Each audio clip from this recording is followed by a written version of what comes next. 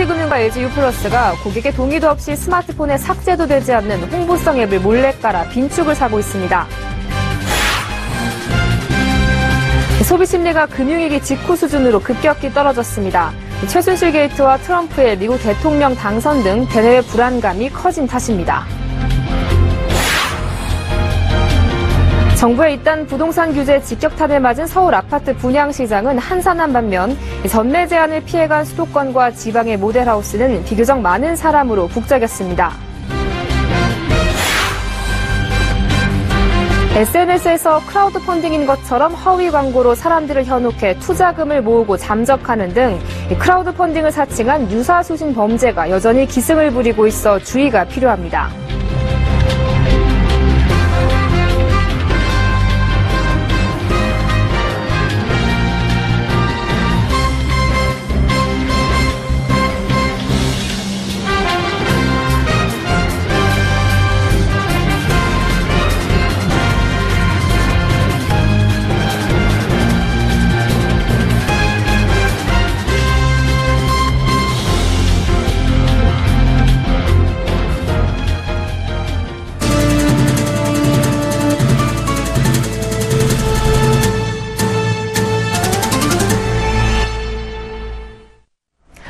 여러분 안녕하십니까? 25일 금요일 생경제연장 오늘의 주요 뉴스입니다. 금융권에서 현금처럼 사용 가능한 포인트 제공을 앞세운 통합 멤버십 경쟁이 치열한데요. KB금융은 최근에야 LG유플러스와 손을 잡고 통합 멤버십 리브메이트를 선보였습니다. 그런데 후발주자라 마음이 급했던 걸까요?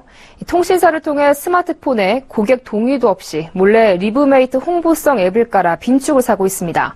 이 앱은 삭제도 되지 않는데 정부의 선탑재 앱 가이드라인도 무시한 것이라 논란이 예상됩니다. 보도에 정은규 기자입니다. 지난 23일부터 LG유플러스 고객 스마트폰에 정체 모를 앱이 몰래 깔리기 시작했습니다. 스마트 금융이라는 이름으로 금융 서비스를 지원하는 듯하지만 KB금융이 제공하는 앱들을 홍보하는 내용입니다. 어찌된 영문인지 KB금융에 문의를 해봤습니다. LG유플러스 통신사나 제휴의 일환으로 LG유플러스 고객분들께서 소프트웨어 같은 거 업그레이드 할 때 자동으로 이렇게 좀 이렇게 깔리게끔.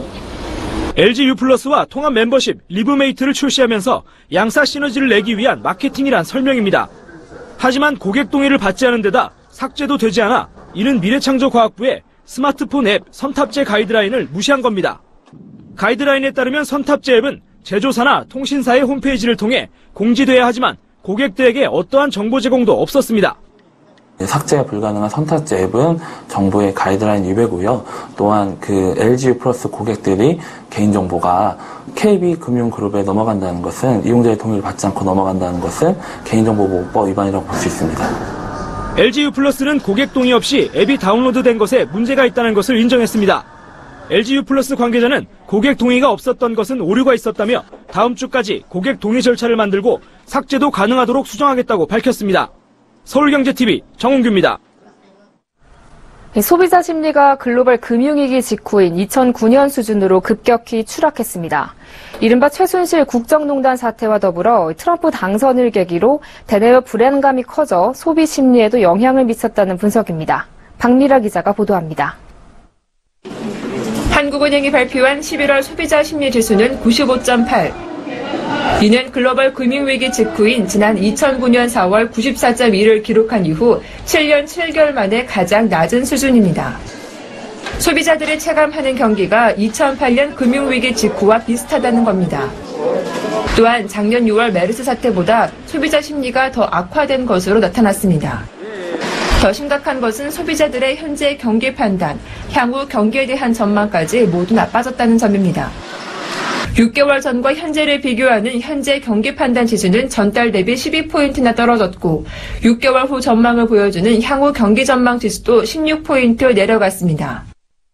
이번 달 소비자 심리 지수는 최근 대내의 불확실성이 커진 데 영향을 받아 하락한 것으로 보입니다. 통상 11월은 각종 쇼핑 할인 이벤트가 몰려 소비자들이 지갑을 여는 달로 꼽힙니다. 하지만 위축된 내수시장에 트럼프 당선, 최순실 게이트가 겹치면서 불안감이 높아져 소비 심리가 얼어붙는 모습입니다. 가게는 불필요한 지출을 줄여 허리띠를 더 졸라맬 것으로 예상돼 내년 초까지 소비 절벽이 나타날 것으로 우려됩니다. 서울경제TV 박미라입니다. 네, 오늘 113 부동산 대책 이후 처음으로 대규모 분양이 시작됐습니다. 전국적으로 30여 곳의 새 아파트 모델하우스가 문을 열었는데요. 서울 아파트 분양 시장은 실수요자 중심으로 차분한 모습을 보인 반면 전매 제한을 받지 않는 수도권과 지방의 모델하우스는 비교적 많은 사람으로 북적였습니다. 아파트 모델하우스에 정창신 기자가 다녀왔습니다. 서울 양천구에 들어서는 목동파크자의 모델하우스. 한두 달 전까지만 하더라도 모델하우스 오픈 날이면 아침부터 수백 미터씩 줄 서서 입장했던 모습은 찾아볼 수 없습니다. 113 대책이나 이렇게 대출 제한을 하면 아무래도 분양은 좀 덜 되겠죠. 다음 나중에 아파트 가격 떨어질 수도 있고. 목동파크자의 모델하우스와 차량으로 10분 거리에 있는 잠실 올림픽 아이파크 모델하우스. 이곳에도 관람객 대기 줄은 없었습니다. 떴다방들도 자취를 감췄습니다. 송파구 등 강남권 4구가 입주 시점까지 분양권 전매가 금지되자 한산한 모습을 보인 것으로 풀이됩니다. GS건설의 마포구 대흥동 신촌 그랑자이에는 오전까지 2,000여 명의 방문객이 다녀간 가운데 대부분 실입주를 원하는 실수요자들이 많이 눈에 띄었습니다. 반면 동탄 이신도시는 분양권 전매가 금지됐지만 오픈 전부터 대기줄이 100m가량 이어졌습니다. 분양 관계자는 오늘 1시까지 1,500명가량 방문했다면서 문 닫을 때까지 3,500명 정도 방문할 것으로 예상된다고 말했습니다. 대우건설이 분양하는 의왕포일 센트럴 프로지오에는 모델하우스 밖으로 대기자들이 300m 이상 줄을 늘어서 서울과 신도시 규제에 따른 풍선 효과를 보였습니다. 현대산업개발이 이날 공개한 수원 아이파크시티와 청주가경 아이파크 모델하우스에도 오전부터 수요자들의 발길이 이어지며 북새통을 이뤘습니다. 서울경제TV 정창신입니다. 개인들에게서 돈을 모아 자금이 필요한 기업이나 프로젝트에 투자하는 증권형 크라우드 펀딩의 인지도가 올라가면서 이를 사칭한 유사수신 범죄도 함께 늘어나고 있습니다. 금융당국이 계속해서 검열 활동을 하고 있지만 최근에는 SNS를 이용해 허위 광고를 하는 사례가 늘어 그 실체를 적발하기도 쉽지 않다고 합니다. 김성훈 기자가 보도합니다. 초기 투자금으로 25만 원을 기부하고 신규 참여자 2명을 데려오면 크라우드 펀딩 형태로 2달 만에 최대 35억 원을 벌 수 있습니다. 금융감독원이 적발한 크라우드 펀딩 사칭 다단계 광고입니다. 크라우드 펀딩, 기부와 같은 단어로 사람들을 현혹해 투자금을 받은 뒤 일정 기간 돌려막기 수법으로 수익을 배분하다 돈이 모이면 잠적하는 식의 유사수신 범죄에 사용되는 허위 광고입니다. 지난 1월부터 시행된 증권형 크라우드 펀딩 제도가 점차 알려지면서 이를 악용한 범죄도 늘고 있습니다. 금융감독원에 따르면 지난 1월부터 8월까지 유사수신 혐의 업체 신고 건수는 393건으로 지난해 같은 기간과 비교해 2.5배 급증했습니다. 최근에 네이버 밴드나 페이스북이나 이런 SNS 통해서 크라우드 펀딩 업체다라고 이렇게 밝히고 있는 사람들이 있는데 여기에서도 위험한 행위고 실제로 좀 주의를 기울이고 있는 상황이기도 합니다. 특히 올 상반기 기준 국내 SNS 사용자의 40%가 이용하는 네이버 밴드의 경우 투자 여력을 갖춘 40대 이상 중장년층이 많아 크라우드 펀딩 사칭 범죄의 표적이 되고 있습니다.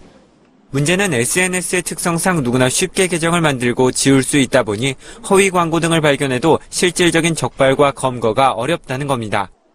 따라서 개인 투자자들의 각별한 주의가 필요한데 현재 상품이 아닌 현금으로 수익을 받을 수 있는 증권형 크라우드 펀딩은 금융당국에 등록된 업체만 영업할 수 있다는 점을 기억해야 합니다. 당국의 허가를 받은 업체들은 예탁결제원이 운영하는 크라우드 펀딩 정보 사이트 크라우드넷을 통해 확인할 수 있습니다. 서울경제TV 김성훈입니다. 출시 초기 많은 주목을 받았지만 금세 인기가 시들어진 개인종합 자산관리 계좌 ISA의 새로운 버전이 빠르면 내년 3월에서 4월 중 나올 전망입니다. 가입 문턱을 낮추고 중도 인출을 제한적으로 허용하는 내용을 담았다고 하는데요. 양한나 기자가 보도합니다. 올해 3월부터 국민 재테크 통장으로 불리며 판매되고 있는 ISA. 한 계좌에 예적금과 펀드, 파생결합증권 등 다양한 금융상품을 담아 굴리면서 수익금에 대한 절세 효과도 누릴 수 있습니다. ISA는 판매 초기만 해도 만능 통장으로도 불리며 주목을 받았지만 최근 인기가 시들해졌습니다. 가입 문턱이 높고 세제 혜택이 크지 않다는 등의 불만이 컸는데요. 이에 가입 자격 등에 관한 제약을 낮추고 세제 혜택을 한층 늘리는 등 새로운 형태의 ISA가 필요하다는 목소리가 금융투자업계에서 나오고 있습니다. 그러나 기획재정부는 세수 문제를 고려해 전폭적인 규제 완화에는 부정적인 입장입니다. 이 같은 업계 여론과 기재부 입장을 절충한 조세특례제한법 개정안을 국회 정무위원회 소속 새누리당 김종석 의원이 내주 발의하기로 했습니다.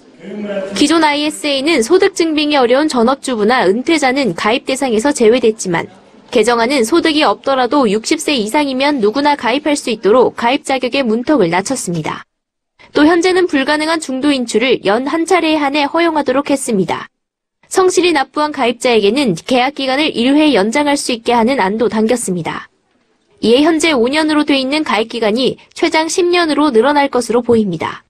이 밖에 계좌에서 발생하는 순이익에 대한 비과세 한도를 200만 원에서 400만 원으로 늘리는 안도 포함됐습니다. 황영기 금융투자협회장은 연내 ISA 관련법 개정안이 국회를 통과하면 내년 3, 4월에는 ISA 시즌2 출시가 가능할 것이라고 전했습니다. 서울경제TV 양한나입니다. 정부가 강력한 구조조정을 통해 기업들의 경쟁력을 강화하겠다고 밝혔습니다. 유일호 부총리 겸 기획재정부 장관은 오늘 제7차 산업경쟁력 강화 관계장관 회의를 열고 정부는 4개 업종에 대한 경쟁력 강화 방안별로 세부 이행계획을 마련해 시장 신뢰를 회복하는 모든 역량을 집중해 나가야 한다고 말했습니다. 조선업은 시장 수요 창출을 위해 추경에 반영된 군함, 경비정 등의 사업 발주를 연내 완료하고 대형 3사의 사업 재편을 속도감 있게 진행될 수 있도록 원칙을 갖고 대응해 나가겠다는 방침입니다. 해운업은 한국 선박회사의 연내 설립을 추진하고 6조 5천억 원의 금융지원 프로그램들을 연내에 모두 확충하기로 했습니다. 철강과 유화업종은 기업 활력법을 통한 공급과잉 품목 사업 재편 승인, 고부가 제품에 대한 신규 R&D 기획 등을 연말까지 완료할 계획입니다. 현대기아차가 내년에 최소 7종의 신차를 국내에 출시하며 실적 부진 만회에 나섭니다. 내년 1월에 풀체인지된 기아차 모닝이 가장 먼저 출격해 경차 시장 1위 재탈환을 노리고 있습니다. 이어 상반기에는 현대차의 준대형 세단 그랜저 하이브리드와 기아차의 첫 스포츠 세단 CK, 제네시스 브랜드의 G80 디젤 모델이 각각 출격합니다. 내년 하반기에는 중형 고급 세단인 제네시스 G70와 소형 차급을 대표하는 프라이드 후속이 출시를 앞두고 있습니다. 이 밖에 현대차는 내년에 소형 SUV를 출시한다는 목표입니다. 현대기아차 관계자는 내년에 신차들이 출시되면 현재보다 차종 라인업이 늘기 때문에 다양한 수요를 공략할 수 있을 것이라고 말했습니다. 서울 아파트값이 7개월여 만에 상승세를 멈췄습니다. 부동산 114 조사에 따르면 이번 주 서울 아파트값은 전주와 변동 없이 보합세를 기록했습니다. 서울 아파트값의 오름세가 중단된 것은 지난 3월 첫째 주 이후 37주 만에 처음입니다. 재건축 아파트값이 0.25% 내리면서 낙폭이 커졌고 일반 아파트값은 0.04% 올라 지난주보다 상승폭이 둔화된 영향입니다. 정부의 잇따른 부동산 대책과 가계부채 관리 방안, 대외경제 불확실성, 금리 인상 우려 등이 복합적으로 작용하며 주택시장이 위축되는 모습입니다. 구별로는 정부 대책에 집중 타깃이 된 강남 4구가 일제히 하락했습니다. 서초, 강동, 송파, 강남구 순으로 매매 가격이 내렸습니다. 신도시의 아파트값도 29주 만에 보합세로 전환했습니다. 국내 보험사, 증권사, 자산운용사 등 기관 투자자들의 해외 증권 투자가 크게 늘어난 것으로 나타났습니다. 한국은행에 따르면 지난 9월 말 현재 국내 주요 기관 투자가들의 해외 외환증권 투자 잔액은 1,678억 6천만 달러로 역대 최대 규모입니다. 이는 6월 말보다 190억 7천만 달러, 12.8% 늘어난 것으로 분기 기준 증가액은 한은이 통계를 내기 시작한 2002년 말 이후 가장 큽니다. 한은의 기준금리가 연 1.25%까지 떨어지고 국내에서 큰 투자 수익을 기대하기 어려워지자 기관들이 해외 투자에 공을 들인 것으로 풀이됩니다. 기관별 투자 잔액으로는 같은 기간 자산운용사가 115억 5천만 달러 늘었고 보험사는 48억 4천만 달러, 외국환은행은 15억 달러, 증권사는 111억 4천만 달러 증가했습니다. 인공지능 투자 자문과 이립운용 서비스를 하는 로버어드바이저가 시험 가동에 들어간 지 한 달을 맞았는데요. 이 해외 안전자산에 투자한 유형이 가장 높은 수익률을 올렸습니다. 코스콤에 따르면 지난달 24일부터 어제까지 로버어드바이저 테스트 본심사에 오른 29개 업체, 34개 알고리즘 포트폴리오의 유형별 수익률을 분석한 결과 해외 안정추구형 수익률이 1.23%로 가장 높았습니다. 이어 해외 위험 중립형, 해외 적극 투자형 순이었습니다. 해외 자산에 투자하는 포트폴리오는 모두 수익을 낸 것으로 나타났습니다. 반면 국내 포트폴리오는 안정 추구형, 위험 중립형, 적극 투자형 모두 마이너스 수익률을 기록했습니다. 고병원성 조류 인플루엔자 확산을 막기 위해 주말 동안 전국 모든 가금 농가를 대상으로 일시 이동 중지 명령이 발동됩니다. 우리은행은 한진해운 탱커 선박 4척을 약 5,900만 달러에 매각했다고 밝혔습니다. 한진해운이 법정 관리에 들어가면서 금융권에 반환한 선박 총 44척 중 첫 매각 성공 사례입니다. 현재 우등형 고속버스보다 넓은 좌석과 개별 모니터, 최첨단 안전장치 등을 탑재한 프리미엄 고속버스가 오늘부터 정식 운행을 시작했습니다. 한국도로공사는 이번 주말 전국 곳곳에서 비가 내려 고속도로 일부 구간이 다소 혼잡하겠지만 교통량은 지난 주말보다 적을 것으로 예상했습니다.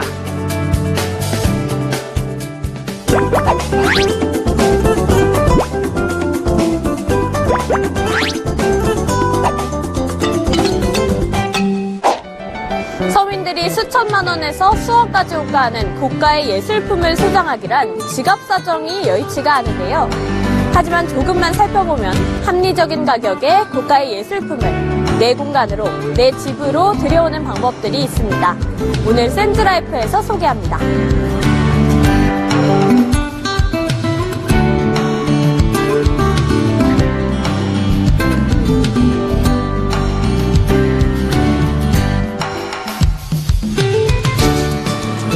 서울 용산구 한남동에 중저가로 작품을 파는 한 갤러리.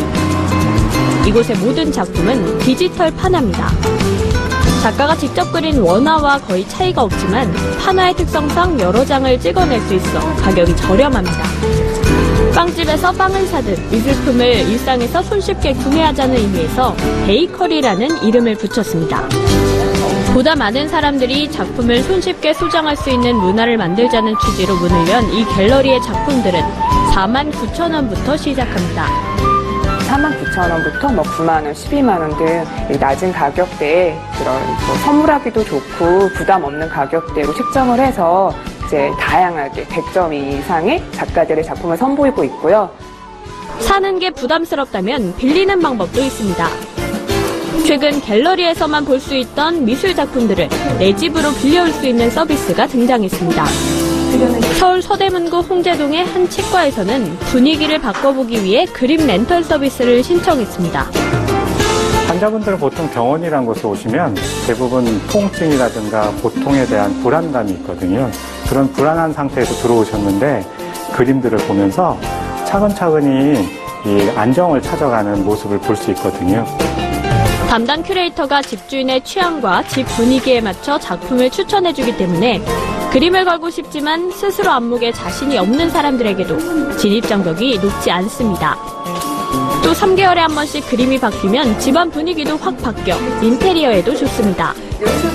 특히 비용은 작품의 크기에 따라 달라지는데 비싸지 않은 가격으로 미술을 즐길 수 있다는 점이 매력적입니다. 가정집에서 편안하게 작게 시작해볼 수 있는 사이즈가 10호인데요. 근데 이 작품들이 수백만 원에서 수천만 원까지도 호가를 하는데 월 39,000원에 이용을 해보실 수 있습니다. 미술품을 모티브로 한 소품을 집에 놓으면 미술 작품을 집안에 놓는 것과 같은 효과를 주면서 활용도도 높일 수 있습니다. 김환기와 백의 작품을 모티브로 한 소품들입니다. 김환기와 백은 최근 국내외에서 경매를 통해 판매된 한국 작가의 작품 중 최고가 1위부터 4위까지를 차지한 우리나라의 추상미술을 대표하는 예술가입니다. 작품의 가격이 수십억 원에 달하는 유명 예술가의 작품을 일상생활 속 소품인 파우치와 담요 등에 담았습니다. 이렇듯 최근 미술업계에서는 높은 문턱을 낮추고 대중의 일상생활 속으로 들어가려는 노력이 활발합니다. 가슴을 답답하게 하는 소식들만 들려오는 요즘, 미술작품을 곁에 두고 예술을 즐겨보는 시간을 가져보면 어떨까요? 서울경제TV 이보경입니다.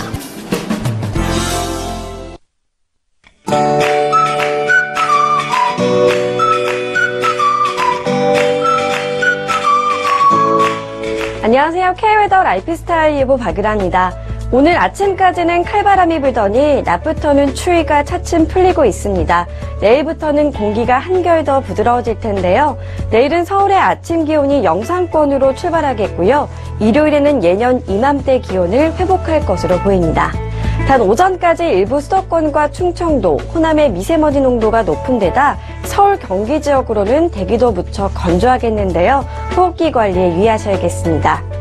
하지만 건조한 대기와 미세먼지를 씻겨줄 비 소식이 있습니다. 낮부터 차츰 흐려져 서쪽부터 비가 내리기 시작해 그 밖에 전국으로 확대될 것으로 보이는데요. 늦은 밤이면 대부분 그치겠지만 제주도는 모레까지 이어질 것으로 보입니다. 양은 전국 5mm 내외, 제주도와 남해안 10에서 20mm가 되겠고요. 기온이 낮은 서울, 경기, 일부 산간으로는 눈이 섞여 내리는 곳도 있겠습니다. 내일은 동해상에 위치한 고기압의 가장자리에 들다가 서쪽에서 다가오는 기압골의 영향을 점차 받겠습니다. 다음은 자세한 지역별 날씨를 나절 예보로 알아보겠습니다. 중부지방 차츰 흐려져 낮부터 비 또는 눈이 오는 곳이 있겠고요. 한낮에 서울 4도, 춘천 3도로 예년 이맘때보다 쌀쌀하겠습니다. 동해안 지방도 낮부터 비가 시작되겠고 산간으로는 눈이 섞여 내리겠습니다. 낮 기온 10도 안팎이 예상됩니다. 남부지방 오전에 제주도를 시작으로 점차 곳곳으로 비가 확대되겠고요. 낮 동안 광주 9도, 부산 12도로 오늘보다 기온이 오르겠습니다. 전해상에 비 또는 눈이 내리는 가운데 남해상으로 최고 3m까지 물결이 높게 일겠습니다. 다음 주에는 다시 영하권의 추위가 찾아올 것으로 보이고요. 주 중반에는 중부지방에 비가 내릴 전망입니다. 날씨였습니다.